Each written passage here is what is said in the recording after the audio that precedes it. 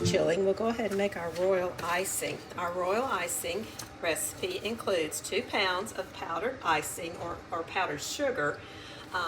Sometimes it's called icing sugar in other countries.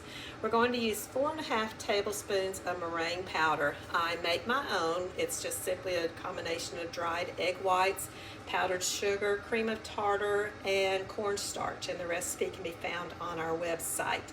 Mix all of that together, and I sift the royal icing together with the meringue powder.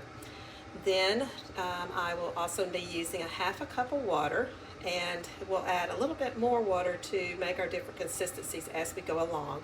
And then I'll also use 1 tablespoon of clear vanilla extract. You do want to use the clear because that way you won't take the color of your icing. I also use the Wilton white icing color. No matter what color I'm making, I always add the white icing into it, or I'm sorry, the white color into it, just so that we will have that opaque look to our icing. So let's go ahead and begin with our 4 ounces of water. Now, some people go ahead and put the meringue powder in with the water and whip it up, and frankly, I've done it both ways, and both ways work just fine. And I'll begin to add our icing sugar. You don't want to start with a lot right off the bat because you'll end up with your powdered sugar cloud all over your kitchen and have to clean it up. You can probably see some already on my kitchen, so I'm going to start with just a little bit, and let's go ahead and mix that in on low.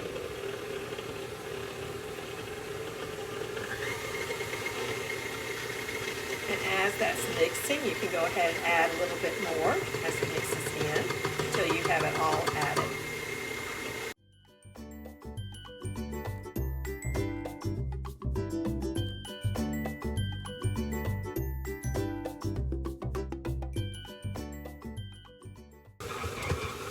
At this point, you'll want to go ahead and add your tablespoon of clear vanilla,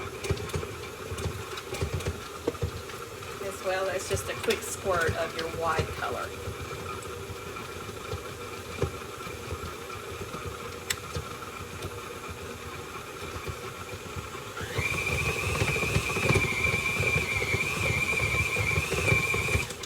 Now at this point, your icing is going to be very, very thick. It's not even going to stand off of the mixer. And I go ahead now and add 2 tablespoons of water.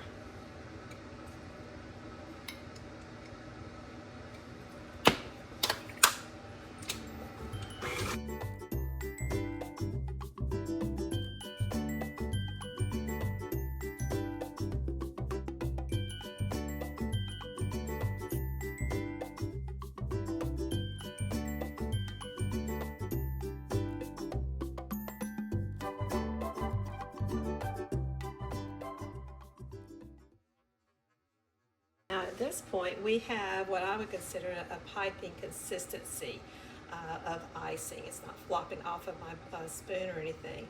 Had I wanted a stiff consistency, I would have only added 1 tablespoon of water. But since I'm not making flowers or anything today, I think I'm pretty safe with going with a piping consistency.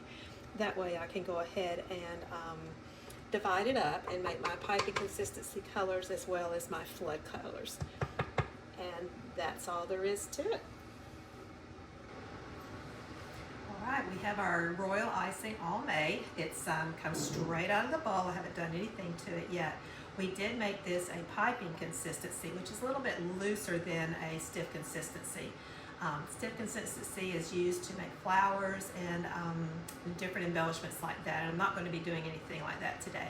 Today I'm basically just going to be flooding cookies, but I do want a piping consistency for the stencils that we are going to be using today as well.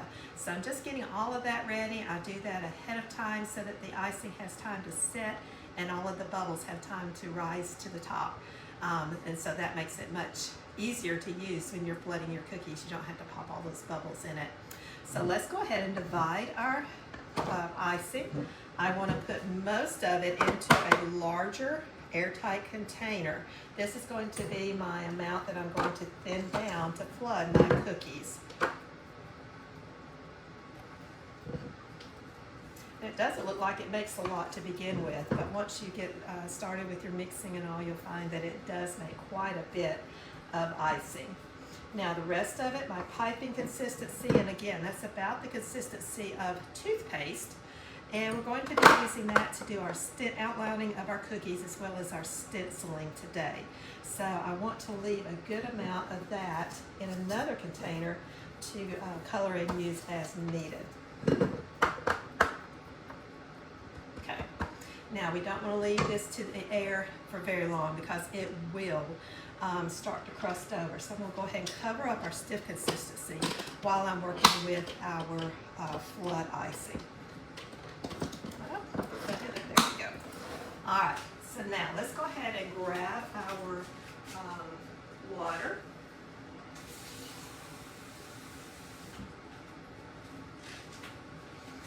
And I'm just using water from the tap.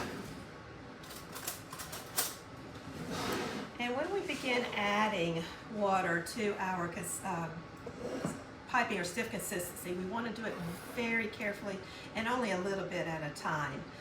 So I'm just taking a spoonful at a time to add in to our mixture. And then I'm going to go ahead and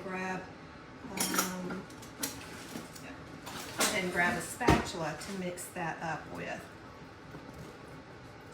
We want to get it to a consistency that's about what we call about a 15-second icing. And what that means is that when you run your knife blade through your icing, it takes about 15 seconds for it to completely level out. That's when we know that it is a good consistency to be able to pipe and cover your cookies.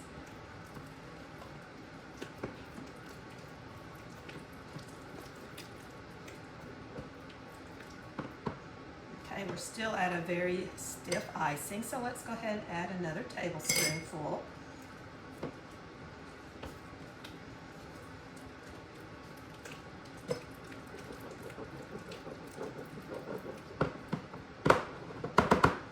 Okay. You want it to where it kind of just falls off of your spoon. It doesn't really pour off, it just kind of falls off. I prefer using a little bit thicker of an icing because I don't want it running off of my cookies. How many times have I come back in after flooding my cookies and all of that icing has rolled off the sides of the cookies?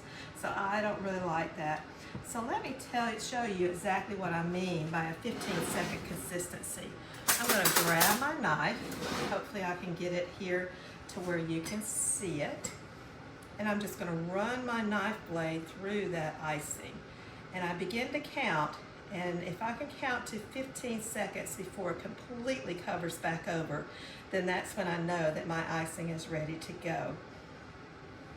Okay. So let me do that again since I'm not talking through it.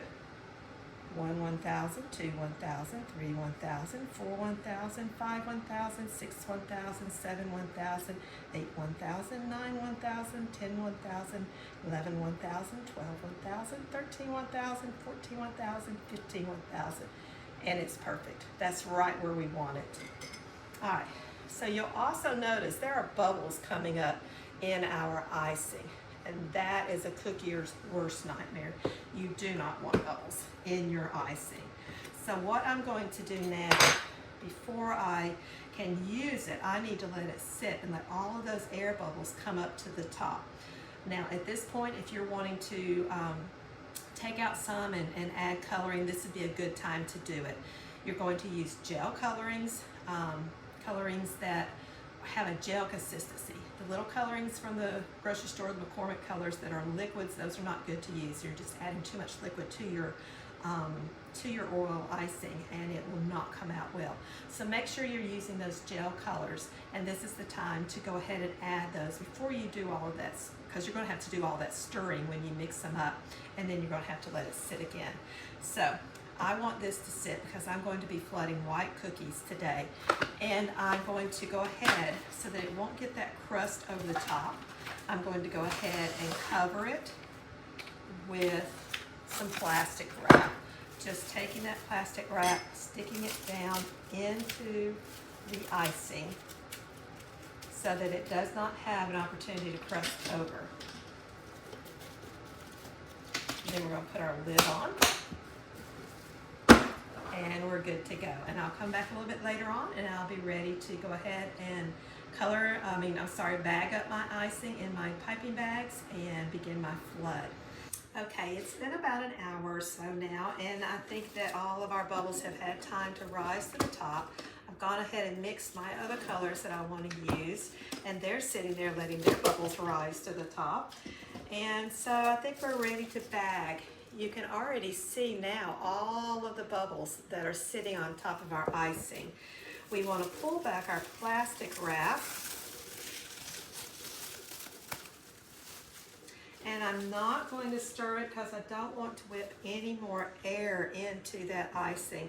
I'm just going to run my spatula across the top of the icing and pop all of those bubbles that have come to the top.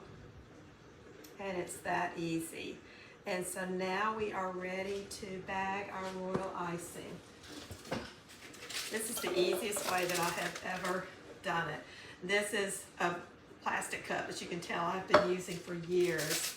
I'm going to use it to hold my icing bag. So let me go ahead and just press this in there. And I'm not wearing gloves today because these cookies are for my just my family and for using on my website.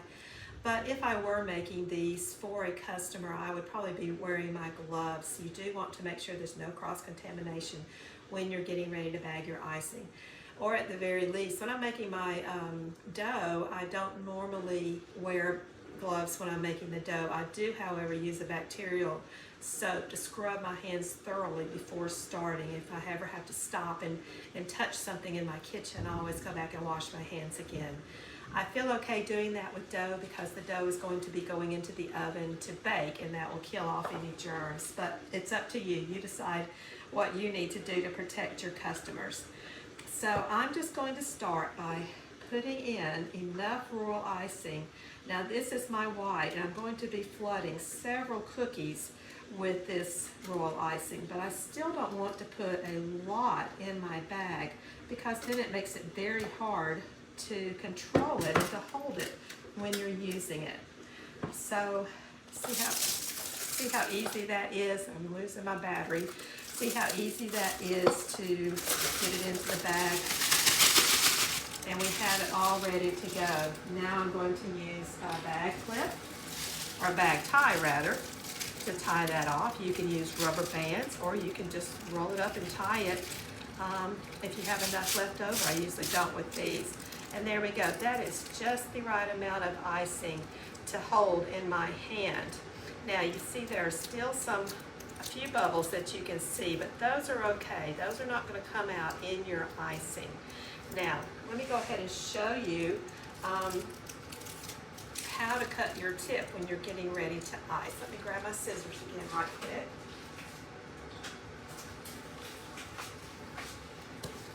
These are called tipless bags, and you can tell that they're not real thick. They're just right for royal icing. So I'm going to pull my seam to the top, and see if I can do this where you can see it. I am just going to cut off a small amount to begin with. That way I know if I don't cut off too much, I can always go back and cut off more. So as we test this out on the counter, that gives me a good little bit of icing flowing out, but it won't be enough for flooding. So I'm going to go back again, pressing with that seam up, and I'm going to cut a little bit more off of there. And I believe that will give me, yes, that will give me a good amount of icing coming off.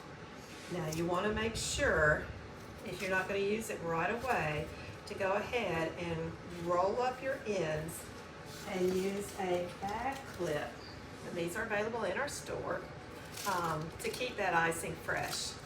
And there we go. That's all you have to do. I'll go ahead and bag up the rest of these colors for our cookies, and I'll be ready to bake. Thank you so much for watching. I hope you learned something today. New cookiers, give yourself some grace. It's going to take a little while to learn how to, those consistencies, just learn where they should be. Remember, piping consistency is about the consistency of toothpaste, and flooding consistency is where it's just lopping off of your spatula or spoon. And again, that 15-second icing is what I use. You may want to use something a little bit thinner if you're not used to it, and using the piping consistency to outline the cookie and kind of make a dam around it, and then use that 20-second consistency to flood with. You'll find your groove and what you like the best, but just give yourself some grace. You're going to have to scrape that icing off and redo it 100 times, and that's okay, because that's what makes us better, that practice. So God bless, and thank you for watching, and come to see us soon at sweetsfromthesoul.com.